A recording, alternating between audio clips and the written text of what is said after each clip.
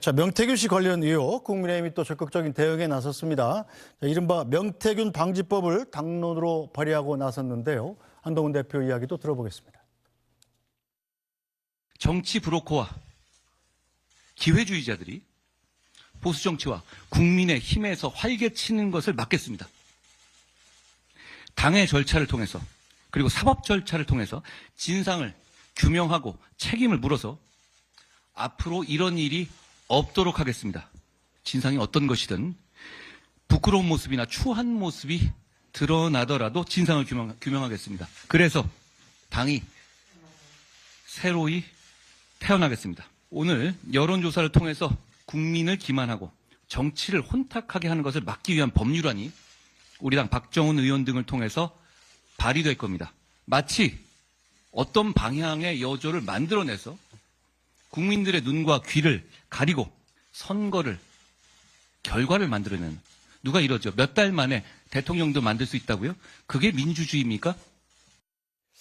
네, 이번 명태균 방지법 당론 발의. 자, 명태균 방지법이지만 불가피하게 또 김건희 여사와 엮일 수밖에 없지 않겠느냐, 이런 당내 우려가 나오지 않겠냐, 이런 질문에 대해서 이 법안을 발의한 박정훈 의원 어떻게 답했을까요? 명태균 방지법이긴 하지만 사실상 김건희 여사랑 또 얽힐 수가 있는 거잖아요. 이게 뭐 당론으로 추진되거나 이게 발의되면. 근데 이게 김건희 여사와 관련해서 이게 무슨 여론조사 조작됐다는 게 아직 얘기가 구체적으로 나온 게 있나요? 네, 그건 없죠. 예, 뭐 지금까지 나온 얘기로는 뭐 이준석 그 대표가 대표되던 때에 명태균 씨와 관련해서 여러 가지 여론조사와 관련한 여러 가지 의혹들이 제기된 상태고, 또 홍준표 대구시장과 관련해서도 지금 의혹들이 제기된 상태고. 그럼 추진을 하게 되면 지금 윤석열의 내부에서는 왜 내부 문제를 이렇게 당론제태로까지 크게 만드느냐? 이 내부 문제를, 여론조사를 불신을 개혁해야 된다는 것은 단순한 당내 어떤 일부의 어떤 갈등 때문에 벌어지는 게 아니라 선거 때마다 여론조사에 대한 여러 가지 논란이 있지 않습니까? 여론조사에 대한 신뢰도를 높이는 것이 지금 시대적으로 굉장히 필요한 상황이에요. 단순히 어떤 친윤이나 뭐 친한이냐 이런 얘기로 이 문제를 바라볼 수는 없다고 생각합니다. 네, 자, 김정식 의원님, 박정훈 의원은 뭐 친윤이냐 친한이냐 구분은 있을 수 없다 이렇게 얘기를 하지만 아무래도 친윤계가 좀 이른바 좀 썩 달갑게 생각하진 않을 법안 아닙니까? 글쎄요, 이건 친윤계나 친한계나라는 별 상관이 없는 것 같아요. 제 개인적인 생각으로는. 사실 제일 이번 사태를 지켜보면서 참담한 건 국민들 아니겠습니까?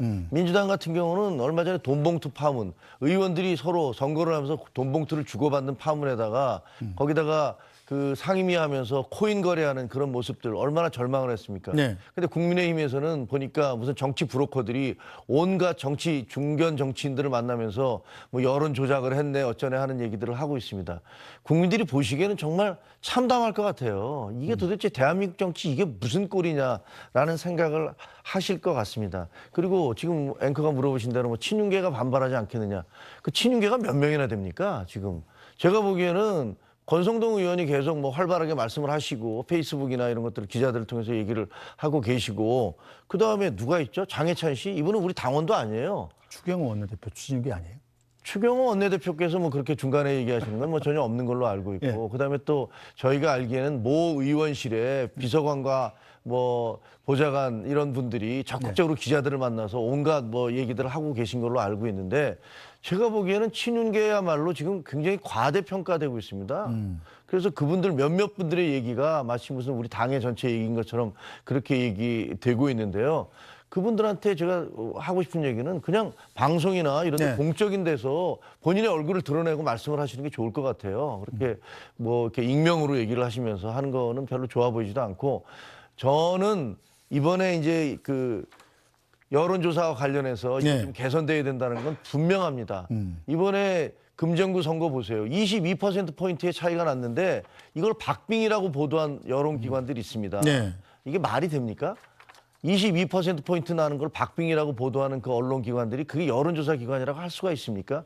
이런 일들이 얼마나 많이 벌어졌습니까? 이번에도 그렇고 명태균 씨에도 대해서도 그렇고, 이렇게 되니까 대한민국의 우리보다 7배나 인구가 많은 미국과 거의 여론조사 기관이 거의 거기보다 더 많다라는 얘기까지 나오고 있지 않습니까? 네. 한 2~3명 데리고 사는 여론조사 기관들.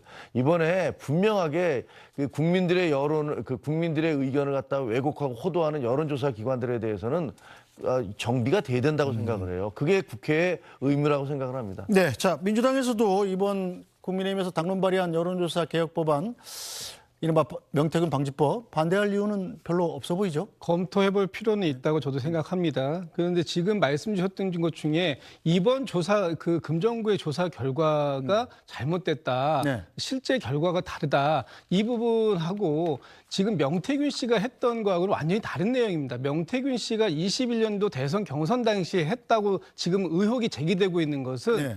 결국 여론조사를 조작했다라는 겁니다. 잘못 조사했다가 아니라 의도적으로 표본을 조작해서 여론을 왜곡시키려고 했다라는 것이 본질이기 때문에 네. 그 부분은 좀 명확하게 좀 짚어야 될 것 같고요. 지금 이제 이런 법들을 만드는 것도 좋고 앞으로 이런 걸 방지하는 것도 다 좋은데 한동훈 대표께서 말씀하셨던 것처럼 진상을 규명하는 거 이게 저는 우선이라고 보여지고 그 진상을 규명하기 위해서 당무감사 여기서 머무르면 안 된다. 이 부분에 대해서는 이 고발 조치를 해서 강제 수사를 해야만 이 부분에 대한 명쾌한 의혹이 밝혀질 수 있다고 보여지고요. 홍준표 지금 대구시장께서도 당시 21년도에 이런 여론조사 조작이 있었다라는 걸 알고 있었지만 별 영향이 없을 거라고 생각해서 아무 말도 안 하고 있었다라고 얘기를 한 만큼 네. 이 부분에 대해서는 철저한 진상조사 필요하다 생각합니다. 알겠습니다.